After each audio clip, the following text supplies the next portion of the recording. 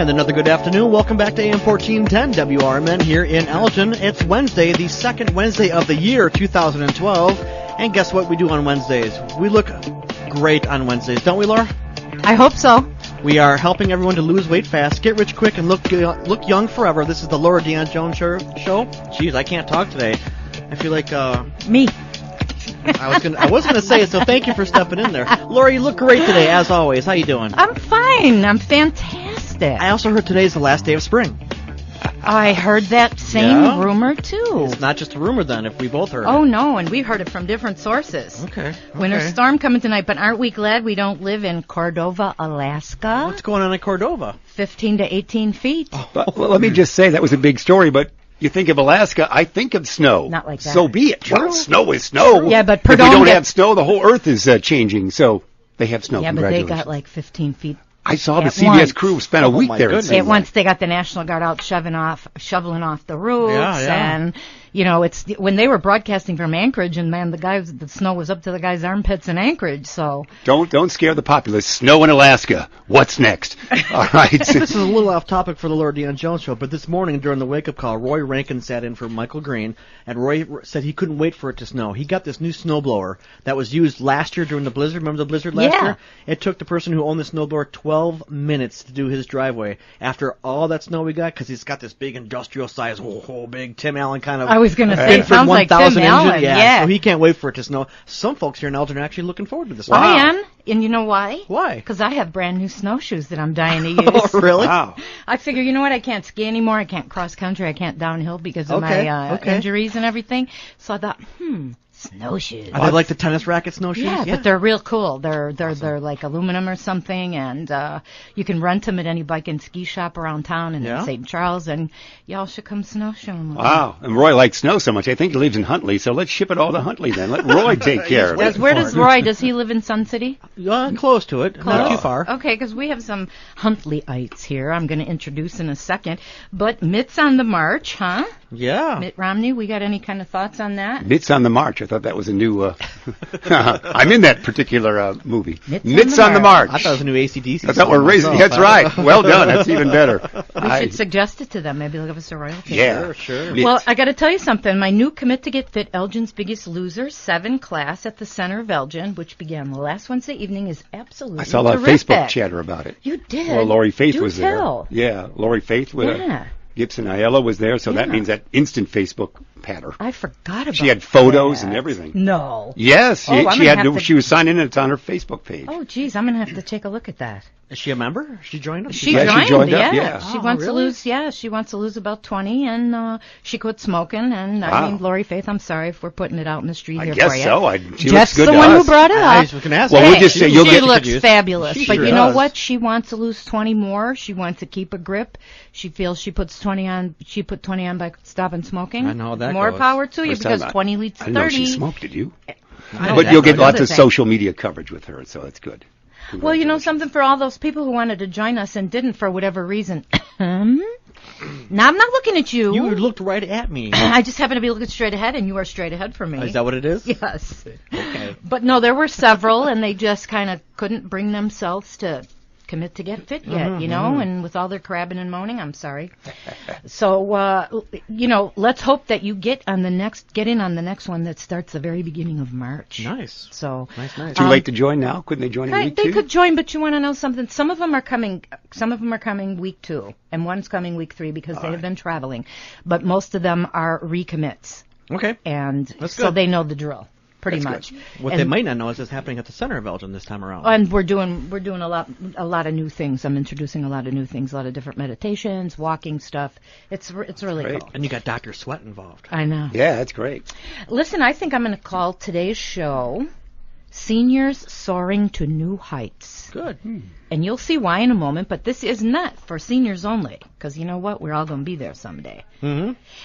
So on that note, a very special guest today on the Laura Dion-Jones Show are Alan Pollack, local newsmaker, executive director, and founder of Huntley Community Radio, and a high flyer as president of the Sun City Flyers. And Dorothy Litwin, who was one of TV and radio's pioneers with extensive experience in the field. She began her TV career when there were only 300 TV sets in Chicago. Wow. And I know my grandparents had one. I know, 'cause they were the first ones in all of Roseland to have a TV set. I know that they were one of the 300. Great. And then, guess what? In 1959, she started and ran as executive director, Center East for the Arts, which is now called the North Shore Center for the Performing Arts in Skokie. So that's like the Hemmons of Skokie, or, the Civic Opera House of Skokie or something. You know, it's that venue for the musically inclined. And theatrics, too. And we'll be hearing from Alan Pollack and Dorothy Litwin in a very few minutes, but first stay right where you are, and please don't dare touch that radio dial, because in the studio with us today, see, I can't talk either, are Mike Hunziker, one of my favorite guy pals. You know who he is. He's my loyal sidekick and trusty board man. And Jeff Myers, my terrific co-host. And, of course, that would be what would our show be without our very favorite YouTube camera girl, none other than Valerie the Swan. So please stick around, because, as usual, we've got a whole lot of fun and interesting talking lined up for you today. You're listening to the Laura Dion-Jones Show on WRMN 1410 AM. And, meanwhile, back at the WRMN Ranch. Before we talk about Dr. Claire Elias, I have right here. This is a television thing. We didn't rehearse this, did we, my dear? We didn't rehearse this. I have right here. Don't tell me. This is, I believe, August 12th. Is this upside down for the August YouTube? 1st. No, it's not August 1st. Was it? No, it was the 119th game of the year. It has to be Friday, August 12th, the way I theorized. August 12th. The way I theorized? I U.S. Cellular Field. It was a Friday night. Right here, Laura Dion-Jones and friend, front row seats, every left-handed hitter. If you put this up on your YouTube site, on your site, won't you? Yes. Because she is giggling beyond belief. Everybody at home, Mike knows this, and you know this. Everybody at home said, "How did they get those seats?" And they're not even watching the game. They're giggling away. You are giggling to beat the band. I think Alex You're scored. Making me nuts. No, it's right here. This will be on YouTube, right here. It is VHS style. Remember those days? The first batter, it's Zach Stewart throws the pitch. You're getting the meal. Your friends there. You are right over the shoulder of the Royal. Every left-handed hitter, you are just having a time beyond belief. You know, when my friend and said, eating as well. I only ate a Polish and I didn't eat the bun. Well, it was right at the first pitch, right? Yeah, I had the first 3 innings is all I had, but it's great That's stuff. enough. Right? You'll love it. Yeah, it's on the U.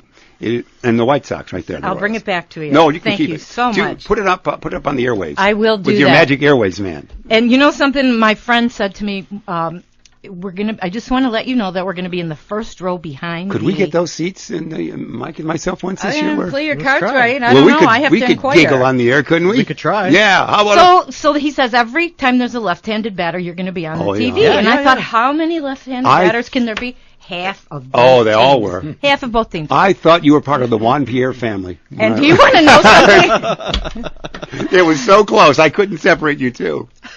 Who's Juan Pierre? Oh, he's a lefty. Go with it. Mike's reaction was good. The folks at home will get it. He's gone now. He's not with the White Sox What's anymore. a lefty? Yeah, what's a lefty? Very cute, Who's the guys in the green uniforms? I don't know. Yeah, it was very cute. So you'll enjoy that. Thank you. I can't wait. I can't wait. And you know, people were texting me left and right, and calling me, and I not? could feel my phone just buzzing in my purse. And I thought, I will be darned if I am going to answer the phone, because every time you see the girls in those seats, they're talking on the phone. Oh, they are. Waving to the screen. That's not going to be me. Yeah, but I tried to sneak that Polish in before anybody could see me eat. When you see it, there's no sneaking involved. You're ordering something, getting something, giggling something, and the game is a sidebar. And the cameraman likes your face, I think. You know what? Somebody else told me that, because they said every time there was a lull in the game, he put the camera on us. Yeah. Every time they went to commercial break, they put the camera on us. So if you were going to fly under the radar. You got more airtime than Hawk. Those were not the seats to have. No, it was great. It was great. But folks, I like those seats someday. I'll watch the game there. I forget. Everybody's texting, nice seats. Yeah, of course. You'll like it. It's like being on a network show and seeing in the first row. It's like you're in a Lucy episode when you're a young girl. When I was a young girl. Yesterday. Well, that's right. Dr. Today's show is brought to you again by the Chicago White Sox. Dr. Claire Elias, 2001 Larkin Avenue. Can you give her, and when we talk posture, we glance, pan left. YouTube camera right there, posture right there, hair product, sure, but right there, perfect posture. That's right. That is what we talk about right there. That is the duties, the services of Dr. Claire Elias. She walked in 20 months ago like that. Now, like that. Now I'm a diva. Yes, you are. 23 years of chiropractic care. 847-888-9988. That's Dr. Claire Elias. And would also like to thank snobhounds.com, a canine clothing company. Think Nike meets Donna Karan, but for canines. And we'd also like to thank Casey Tool, an automotive specialty tool company, available through your Snap-on mobile tool distributor. And also a very special thank you to Casey for making this show and all of our shows possible. You are listening to the Laura Dion-Jones Show. We are on the air with Alan Pollack, local newsmaker, executive director, Jimmy Durenner, and founder of Huntley Community Radio, and Dorothy Litwin, one of Chicagoland TV and radio's pioneers with very extensive experience in the field. And I got to say one thing. Well, I'll wait. I'll wait till after the quote. You're teasing us. I know. It's okay. Time for the quote of the week, Laura's Motivational Minute. You ready? Sure. You aren't going to know who this is, but I'm sorry. I like the quotes. I don't pick them because the answers are easy. I guess. Striving for success without hard work is like trying to harvest where you haven't planted. George Rawlinson, his current book, Striving to Win. That's in that. His current published book. Maybe is not. it? Yeah, he's Striving to Win's his current book. Tom Hartwell wrote it, former guest. That's right. But Striving to Win is his book that they had a signing party on December 8th. Well, do you know what my motivational article for this week in Boca Jump is? I should. Striving for success. Oh, I'm getting goosebumps. I wish the camera were on me right now, but I can't. So anyway, our quoter for the day is David Bly. Did you have a lot of caffeine this morning? No more than usual. We're working tonight. We're doing a basketball game tonight, so we're hyped. So you're real hyped. Yeah, we're revved up. It's all one continuous loop. Striving for health and fitness success without putting in the work is truly like trying to harvest where you haven't planted. All too often, people set themselves up for failure with New Year's resolutions they can't keep. Yeah, I know. We're only a few short weeks into the new year, but give me a chance, I hear you cry. I'm still trying to get started. And knowing some of you the way I do, chances are that come June, you'll still be singing the same sad song. There is no better time to talk about getting on the health and wellness wagon than right now. It's time for you to focus on the lifelong necessity of making better diet, fitness, and health habits. It's what it's really all about, Jeffrey, is it not? Yes. You cannot reap the rewards. You cannot achieve weight loss and wellness success without smart yet hard work. It's like trying to harvest where you haven't planted. So you better begin to plant what you want to reap in improved health and fitness benefits later this year. You've heard me say this 1,000 times. All you got to do is wanna and then show up. And I'm here to help you strive for success and make this the year you finally lose your unhealthy, unwanted weight once and for all. So please don't forget. I won't. Go to my elgin.bocajump.com blogs to read the rest of this wonderful motivational article and forward it on, please, to all your friends, especially those who need to seriously lose a few pounds. And speaking of seniors soaring to new heights, please let's give a warm LDJ welcome to Alan Pollack. He was a local newsmaker. Again, he's an executive director and founder of Huntley Community Radio and a high flyer as president of Sun City Flyers. I love saying that. And Dorothy Litwin, one of Chicagoland TV and radio's pioneers with extensive experience in the field. And also in 1959, she started and ran as executive director, Center East for the Arts, and now the North Shore Center for the Performing Arts in Skokie. Welcome, Alan and Dorothy. Thank you. And I want to ask one thing. Thank you so much, first of all, for coming on the Laura Dion-Jones Show. And I'm dying to ask a question, and I'm not sure where I put it in my notes, but I got to ask it right now. Tell us about Kukla, Fran and Ollie, Dor. Well, they're puppets. Enough said. Let's move on. They're hand puppets. They started at our station, and it was all very casual. Fran Allison, she and I used to be in the bathroom at the same time. Bert Hillstrom was the puppeteer, and he made all of his puppets. Did he really? Oh, yeah. And he started the program as a very simple thing, and it just grew, and finally it made it to the networks, and then not on our little station any longer. Went to, yeah. So that's what I can tell you. It was just delightful. And she would talk to the puppets as if they were her best friend, and people loved it. That's all I can tell you, except I realize now that a lot of people, I've done some programs at Sun City on my early days there, and people would say, And I was working at that time, of course. But these people said, I used to sit on the floor and watch it when I was a kid, and I realized I'm probably 10 years older than anybody else in Sun City. Do you have any episodes still recorded, still around? There's a few on there. There are a few. The Museum of Broadcasting did a program on, and I spoke at that time. I think they have things. But they were kinescopes. Sure. And they didn't last very long, and they threw some of them out, actually. Isn't that a shame? Yeah, really. Kinescopes, it just was recorded right off the TV, is that right? Exactly, not like the cameras today at all. It was totally different. Needed a lot of light. The studio was so hot that we had a group of children doing Christmas carols at one program, and a couple of them passed out. The show went on, but they just fell over because the heat was so intense in the studio. We had a local cable show. I burned my hair one day, so that it was still hot into the 90s. You know what I'm talking about, right? Yeah. No, that's we had a studio that the whole studio was probably the size of the room we're sitting in right now. No kidding. With cameras and cables all over the place. Yeah. How fun in those days. It was fun. So, Alan. Sure. Tell us about yourself. Well, let's see. We might talk about my involvement in the station, and you might think that I had a background extensive background in radio, and in fact, that's not the case at all. My background was in project management. Spent a good deal of my career in the IT industry, and then the last third of my career, it was focusing on the technical side of project management for companies like Hewlett-Packard and Compaq Computers and so on. So, but the interest in radio was something that really developed as a result of having visited, and I think you might want to, expand upon this at some point but it occurred down in Florida about 5 years ago. 5 years ago, I was visiting the Villages, Florida. Where is that? The Villages. It's in Central Florida. It's maybe about 30 miles south of Ocala for those people who are familiar with that area. Wow. Mm-hmm. But it's really kind of isolated in terms of the population base. It's you drive through a great deal of ranch areas, or it's like large horse country.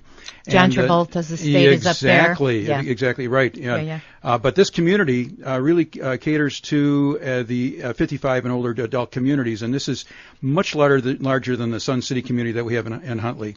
In fact, about 10 times as large. And the How many people you think? How many you have in Huntley? Just curious. About 5,900 or so homes in Huntley, about 10,000 people. And down there? And down there, when I was there about 5 years ago, it was about 74,000 or so. What they're going to grow to about 100,000 or so in the community.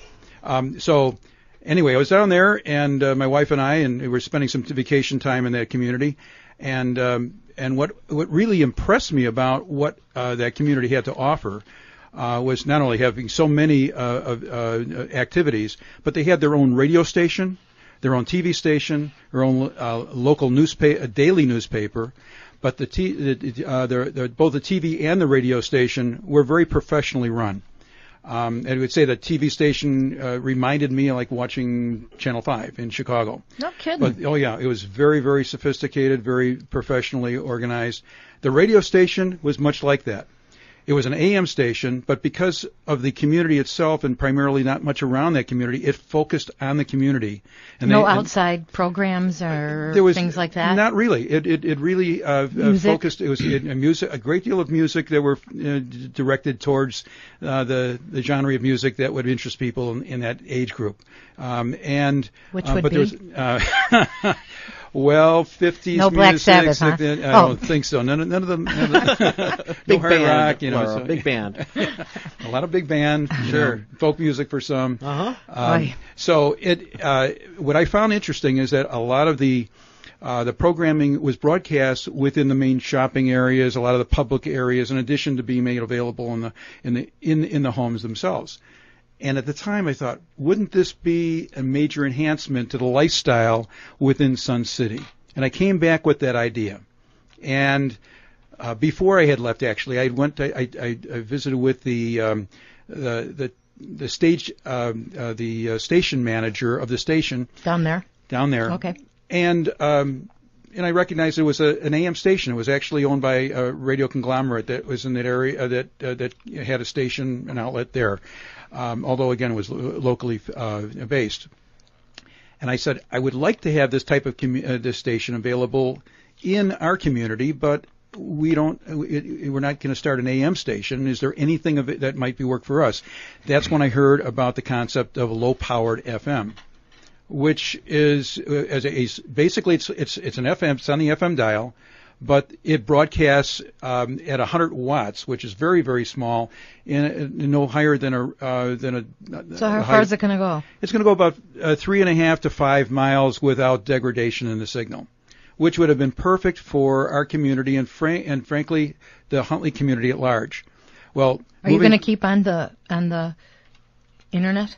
We're gonna actually, we haven't yet begun the internet operation, which is gonna take place by the end of this spring. But we've actually to indicate that we've broadened our interest, broadened our the scope of our broadcast to focus on the needs and interests of the Huntley community at large. That's a good idea. Yeah. Let me focus 1 second here and jump in. Hold that Absolutely. thought. Because you're listening to the Laura Dion-Jones Show, and we're on the air with Alan Pollack, Executive Director and founder of Huntley Community Radio, and Dorothy Litwin, one of Chicagoland TV and radio's foremost pioneers. Back to Alan. Okay. So it was the best choice for us to go from this concept of just serving the retirement community within Huntley to focusing on the overall needs within our community, and there are so many. We wanted to bring in the high school community, the District 158 to be, frankly, to make sure that they were involved in this, and to make our community in that area has grown substantially, certainly before the downturn in the housing market, and so as a result, we may have been the first major development to grow the community from about 5,000-6,000 people to the size of our community today. Aren't there other Sun Cities around? There are in several parts of the country. Couldn't you work out something, or especially through the internet, where you could broadcast to the other Sun Cities? Well, do you know what I mean? Yeah. Frankly, I didn't even think in those terms because I thought that we started thinking about our community and what its needs are.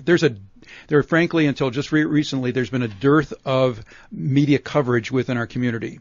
And yet the community has grown so substantially, and now with this new interchange at I-90 and Route 47 in the works, it's a four-way it's going to interchange. It's going to be in that location. You think it's going to bring more people? Oh yeah, absolutely. To your area? Absolutely will, and it'll grow, and hopefully with the housing market becoming more, the loosening up in the housing market and housing growing again with a better economy, we anticipate that there's going to be a lot of growth in the western portion of the Huntley area. And how long does it take to get from Huntley to Elgin, to where we are now in downtown Elgin? Downtown Elgin, about 15 minutes. That's not bad. But taking I-90, it's really not a. And I get in here in 40 minutes from downtown. That's right. So what are we talking about? 40, 55 minutes? Almost an hour from downtown. Yeah, Just curious. That's all. In Yeah, right. Non-rush hour. In non-rush hour, yeah. Yeah. Thank you for that. Right. And the advantages in. of living this far out on I-90 at this point, Well, it smells better out here. It smells different out here. I come out of one of my seminars at night, and no matter what time of year it is, you get a lungful of this nighttime air with the trees. And then when I first came out here, and people were teasing me about reverse commuting from Chicago, and I said, listen, I love it out here. Mm-hmm. It's like Mayberry, not really, but you know what I mean, with the Fox River and the trees. I said, where I live downtown, trees grow in pots. Well, there's been so much growth out here. We are that.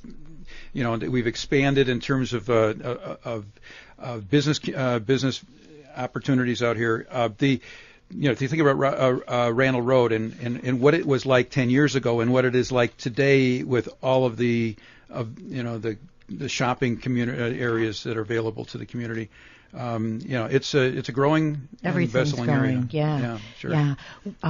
Dorothy, quickly, we have a few minutes before the half. Give us some 411 on your background. My background. Mm-hmm. Well, what should I say? Like, where'd you grow up? And born and grew up in Chicago. Okay. Attended high school, North Side. Okay. Yeah. Well, actually, down by the lake in the Edgewater area. I don't know if you know where that is. Yeah, I sure do. But yeah, and then I've always loved film and I've always loved radio. And I was a student at Northwestern University in the School of Speech. Bless your heart. Which has got a different name now. And I majored in radio. And I read an article in a magazine that's no longer around about the station called WBKB in the State Lake Building, owned by the Balvin and Katz, which was a huge movie company, part of Paramount now. And anyway, I found out that they had an all-girl crew. I said, that sounds like fun. So I had an interview with the vice president in the Chicago Theater. That's where his office was. And I brought my mother with me just to show how innocent I was in those days. And they hired me to be a member of their crew for $25 a week. And all the movie passes I wanted. So that made me very happy. That must have been the deal breaker. Oh, that was wonderful. And yes, they gave me a uniform, and there was about 12 of us. We did everything in the station except run the transmitter. We had 2 engineers to do that. And we had to be on the air. This is during the war. So they got their license to broadcast, but they had to be on the air a certain number of hours a week in order to keep the license. So we were free to develop programs, write programs, be on programs. And if we didn't have any programs, they sometimes stuck the cameras out the window and looked at what was going on down on State Street. Man on the street, eh? It's going on State Street today, folks. And then we did the first broadcast from the Cubs Park, which was a total disaster. And the press came, and they couldn't get the picture. The engineers could not get the picture. They moved the receiver up into the roof area and tried to keep everybody away until they could get a picture. We also had the Navy Radar School. We shared that space with the Navy Radar School, so at the end of the war. And Captain Bill Eddy, who was kind of a genius with electronics, he ran the radar school, and he also ran our station. And we would broadcast from the Rainbow Arena some of the wrestling matches. Mm. And in his office, when they'd get a guy on a hold or something, he had some celery. He'd snap the celery. Oh, no. They'd have a melon, and he'd pound it, and the guy's hitting on the head, et cetera, et cetera. That's the funny. kind of program we did. When we wanted to show visuals, for example, like people losing weight, and you'd have a thermometer, it was all done with cardboard and little strings and things you'd pull along. Sure. Yeah. We had film. My favorite person I worked with there was an old projectionist, Jerry Daly, and he would run the films, and we could not use any Hollywood films in those days. We had to use, the industrial companies have their own house films. So those kinds of things. Very interesting. Jerry also worked at all the major film theaters around there. So I would go up and stay in the booth with him and watch how they put these big reels up, and how fun. It was lots of fun. Hold the thought, because it's just a little bit past halftime, and we'll be right back in a moment to dish about some interesting health and fitness topics, and also learn more about some radio things that have piqued our interest, and we know yours too. So stay tuned, because you're listening to the Laura Dion-Jones Show on WRMN 1410 AM, and we'd like to thank our very special sponsors. We'll try to broadcast if it's 1945 radio live from Douglas Avenue. Dr. Claire Elias is what we have talking about 2001 Larkin Avenue. You can call her at 847-888-9988. Get a pencil. We'll wait a second. 847-888-9988. 88. That's our phone number for Dr. Claire Elias, 23 years chiropractic care. Are you all right, Diva? Are you posture's good? Yes. All right. Remember PJ, one more, PJ Hoff. PJ Hoff would do what you talked about. His weather cast was all, he would make a bear up here in the Northland go like that, or a cloud's coming in from Utah, and he would do that with strings. Before my time. I'm glad you remember that. It's all in the books. It's all in the books, isn't it, my dear? All right. But you say it like you live And the first Cub game was broadcast on WGN April 16th, 1948. Wow. Were you there? Oh, we did the first one. Well, the first full game, they claim now. It's a big battle with WGN. Oh. All right, live. You heard it here. You're wrong. Yeah. She was there. Now, did you get on the air in a game play-by-play format with that day you talked about? No, I don't think they ever did. So maybe you're right. WGN was first to get it. And we'd also like to give a big thanks to Snobhounds and KC Tool, weekly sponsors of ours, without whom our show would not be possible.